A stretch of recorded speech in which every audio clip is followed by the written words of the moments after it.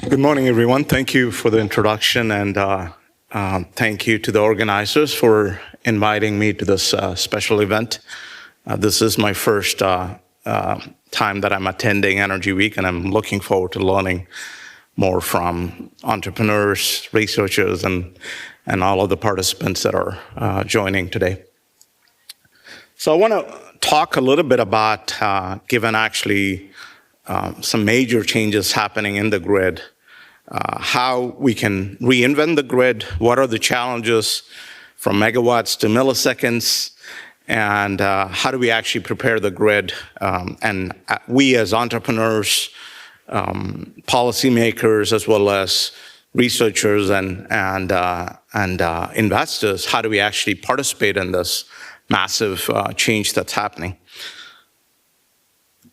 So before I get started, I think this is actually a fascinating study. I don't know how many of you know about this one. If you could raise your hands.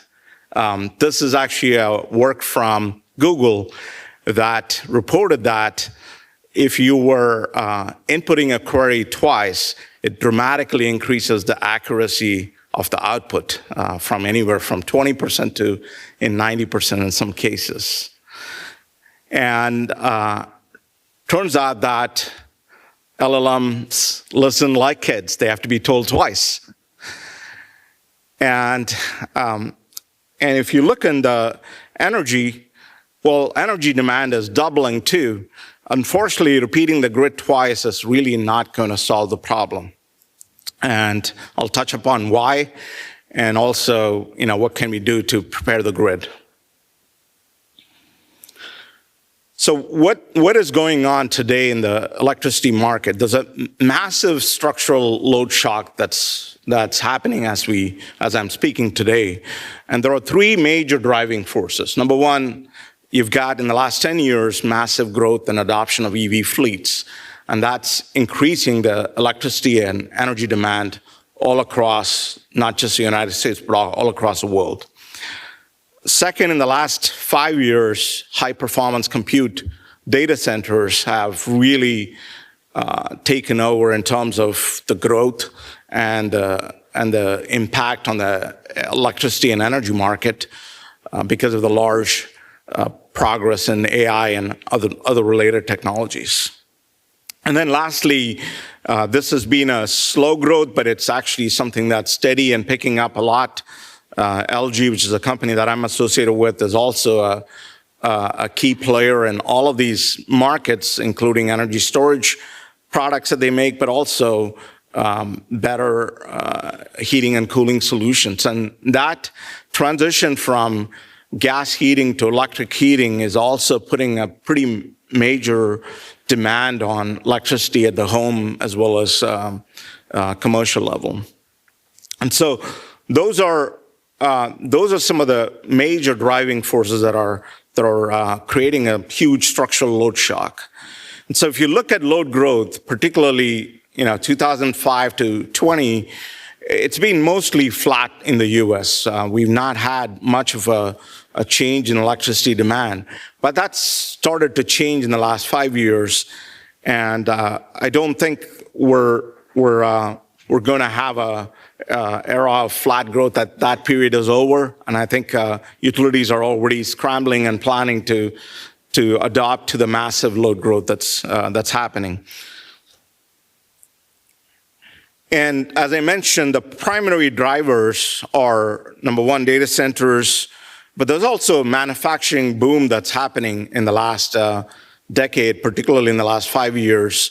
You've got over $500 billion that has been invested in bringing a lot of manufacturing facilities in the US, but also globally. There's quite a bit of manufacturing scale up that's going on. Everything from mining industries to even data center buildings to even battery and other energy-related production facilities that are coming up online.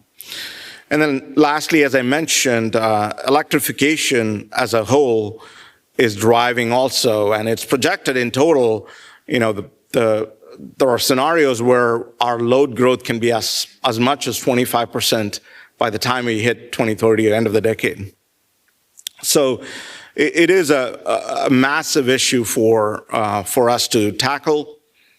And if you look at, in particular, data centers, it's not just a megawatt problem. It's actually a time problem as well. So you've got on the top of the chart that I'm showing where, energy demand is going from anywhere from 4 to 5% from data centers today to perhaps up to 10, 12%, even in the next 3 or 4 years.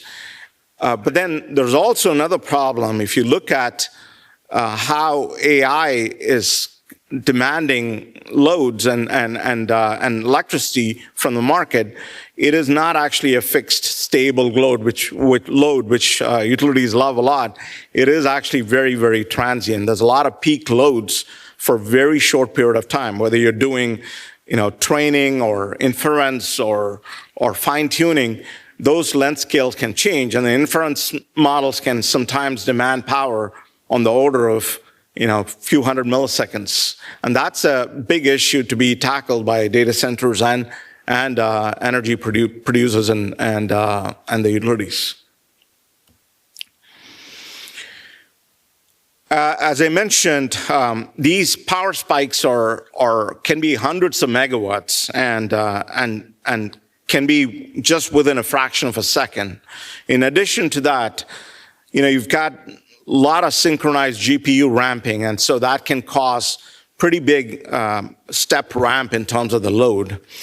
And lastly, power quality is becoming more and more a bigger issue, particularly for data centers. And if you look at some of the numbers, both in terms of total harmonic distortion, which is a measure of how clean is your signal, and it's it can exceed even 5% in some cases, and power factors are getting quite low, and that's again causing a lot of inefficiency in the grid. And there's lots of already real-world issues that are being seen by markets globally. The first one is there was a big event in Northern Virginia where a small voltage drop really shut down a lot of the power demand that the data centers were consuming, and it resulted in about a 1 to 1.5 gigawatts of demand drop. That's a big problem if everyone shuts down or everyone demands a large amount of power. Second, Ireland have had many silent exits where even small changes in the electricity can cause actually essentially a big problem to their grid, and so they've actually put some a brief moratorium in terms of putting new data centers and bringing them online. And then lastly, we've also had a pretty big price impact. If you look at future pricing in the capacity markets, PJM has had pretty rapid change in terms of cost. There's been about 10x change in the last several years. And that's a big problem for ratepayers. And if you shift towards EVs are not that much different in that. Like there's about 6 to 8% projected consumption from EVs and charging those EVs just in the US by the time we reach to 2030, mid-2030s. And there are over 200 new facilities that are also, as I mentioned, coming online that are related to EV manufacturing and other related manufacturing that are going on in the US. And so all of this essentially is causing a problem. And if you look at AV scaling, the charging infrastructure is just not keeping up with the amount of EVs that are coming into the market. In almost all of the markets, perhaps China is an exception. They've been pretty good in keeping up with actually the energy demand. But all of the places in the US, there's a big problem that we're not actually keeping up with the EV charging infrastructure at the rate at which new EVs are coming into the market. And if you shift towards electric heating, I think many of you know about the duck curve, which is a problem that utilities face on a daily basis, particularly in California and Arizona, other places where demand actually goes up during the late evenings when everyone turns on their air conditioners or loads, and you've got excess generation during the daytime because of a lot of solar and sun available. But then with the efficient and new electric heating that's coming into the market, we've also got a falcon curve, which is a seasonal big humps and peak demands during the winters from heating, as well as big demands from cooling during the summers. And so we've got not just a daily problem, but also a seasonal problem from really efficient electric heating. And this can be up to 3 or 4 times actually the demand of a traditional home. And so that is a big problem that we're also facing. And if you look at the traditional grid, conventional grid historically in the 1970s, when we first built a large grid infrastructure, it's really not designed for supporting a lot of these flexible loads, a lot of the generation that are distributed, a lot of the consumption that are not very flat and changes all the time. And so they're not really designed for that. And so it's not that we need more power, we just need a fundamentally different kind of grid. And that's really the challenge we're facing. And so I'll try to summarize some of the solutions. I think given we have limited time, I won't be able to talk in detail about this, but really we have to think grid as a platform. And so what do I mean by that? We have to think about bringing a lot of flexible assets, because the more flexibility we have in the generation and the consumption side, the better we can actually manage a grid. So everything from distributed energy resources, including solar on your roofs, so batteries that are distributed locationally, to even time-aware data centers, so like data centers that can change a load, shift the loads based on the demands. I think all of that can really change and improve what we're facing today.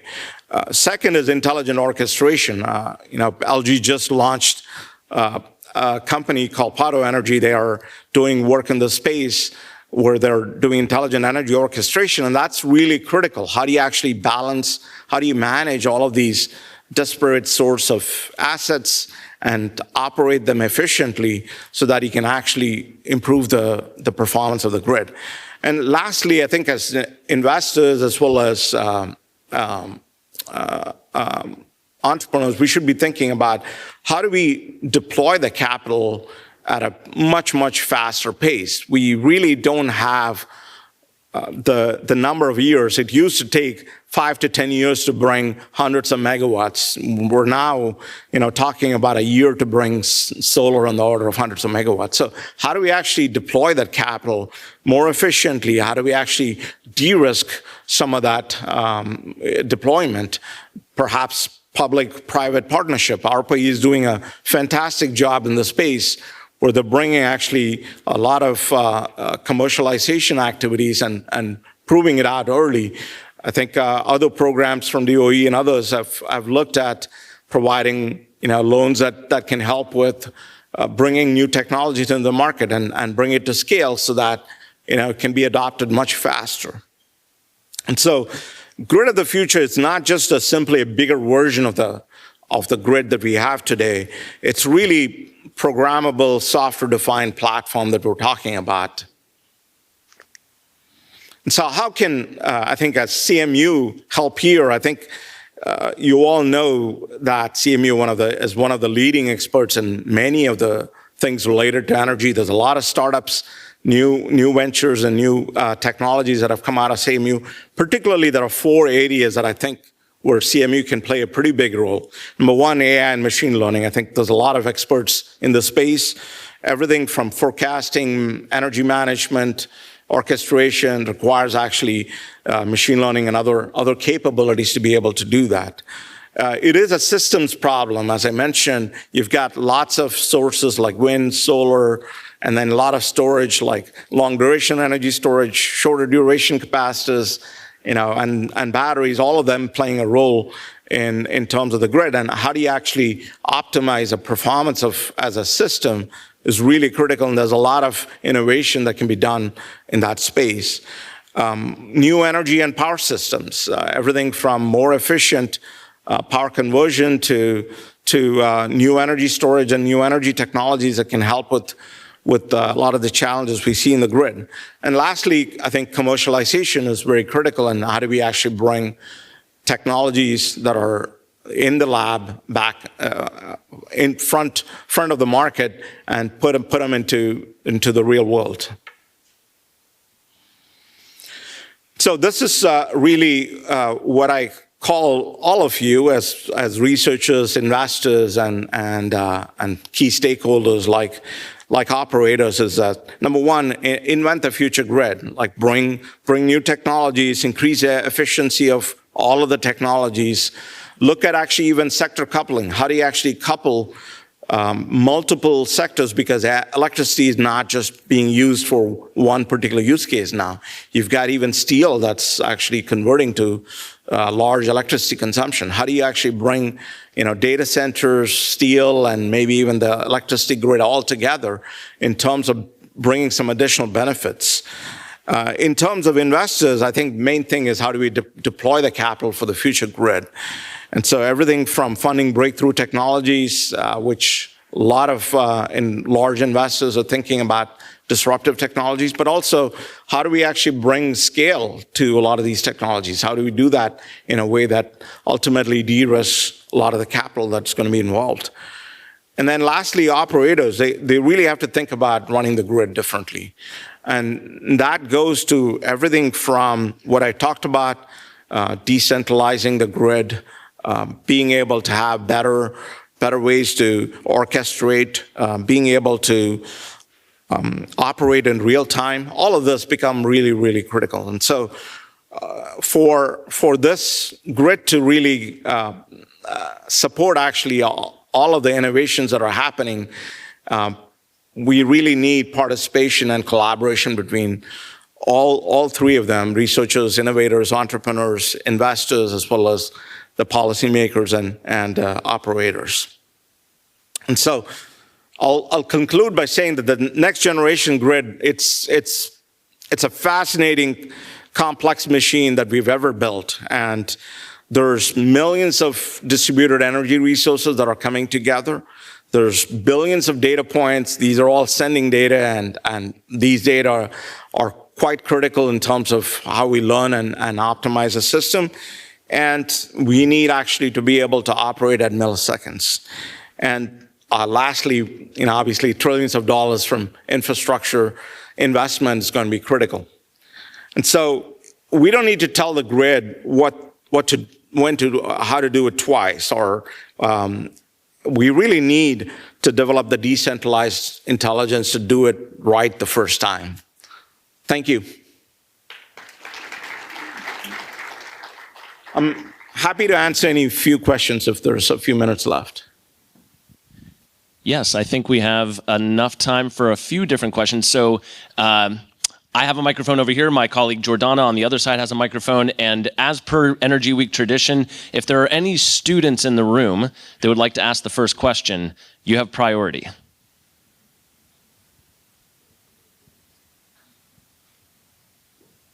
Okay, that was your chance. Any other? Oh, here we go, in the back of the room.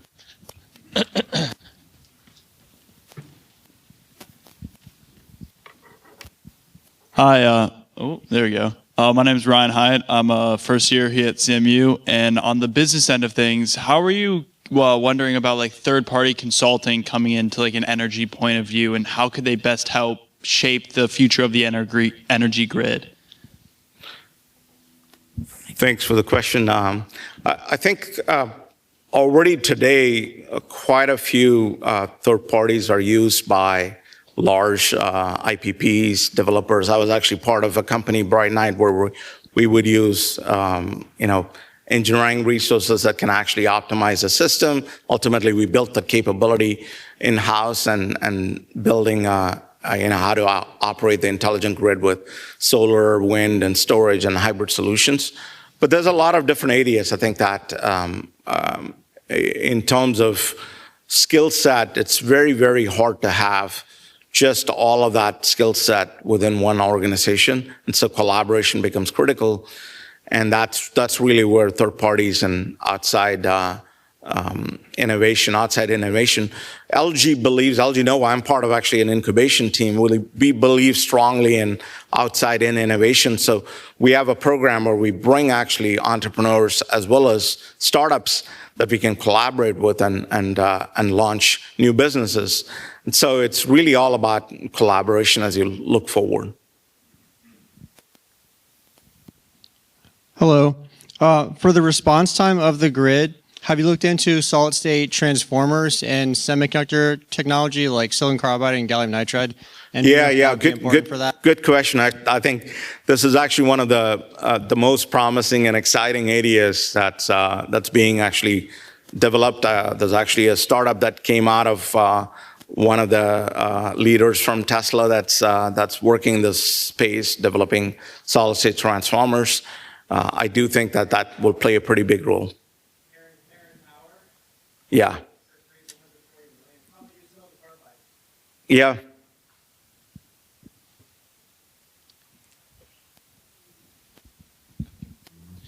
Thank you for your talk. I was curious your opinion of Larry Sharp's idea. He's running for governor of New York. He thinks that we actually shouldn't hook up data centers and the EV charging facilities because it would be an added burden to the grid, and that instead a shorter path might be regulatory removal and then having local energy generation, whether through gas turbines, micro reactors, or other means. Do you agree with his opinion, or would you have a critique for it?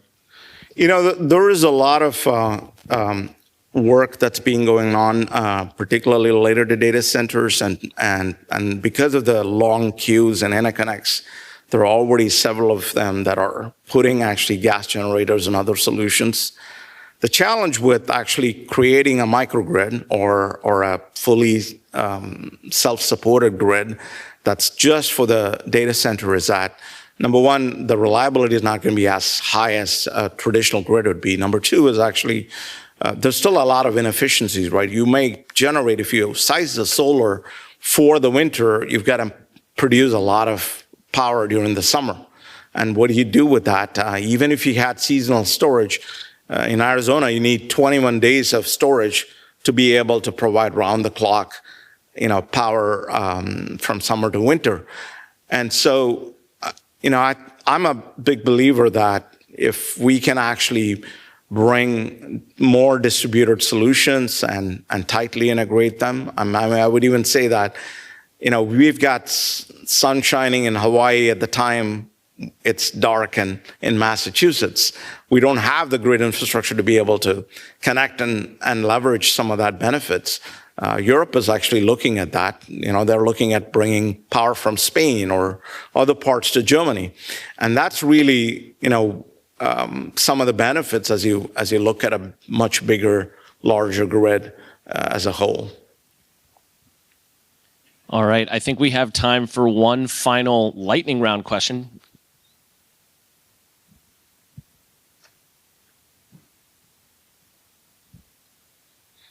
So much for speaking with us today. So my question is, you've kind of lined up, the pipeline, like the researcher, and then the investors, and then the operator. Is there an area you think in particular where the researcher's done their job, the investors have done their job, now like a policymaker needs to step in, it's like a clean, just make a change, and then you can go off to the races? Yeah, I think that definitely policies can help a lot. I think our transmission and interconnect queues are actually quite long, and that's a big challenge. And so, adopting and building actually capabilities to accelerate that from a standpoint of bringing technologies and a lot of the grid infrastructure online soon is a pretty big area. I think collaboration between multiple states can only happen through policies, and that can have a pretty big effect. We've got a lot of sun in Arizona, and California, Arizona, and neighboring states can benefit. We're already have now a structure to actually move the power from one state to another. And so I think it's going to help as we look forward in the future. Wonderful. Well, thank you for all the great questions. And Ramkumar Krishnan, thank you so much for being here, and thank you for a great keynote to start off. Thank you all. Yep.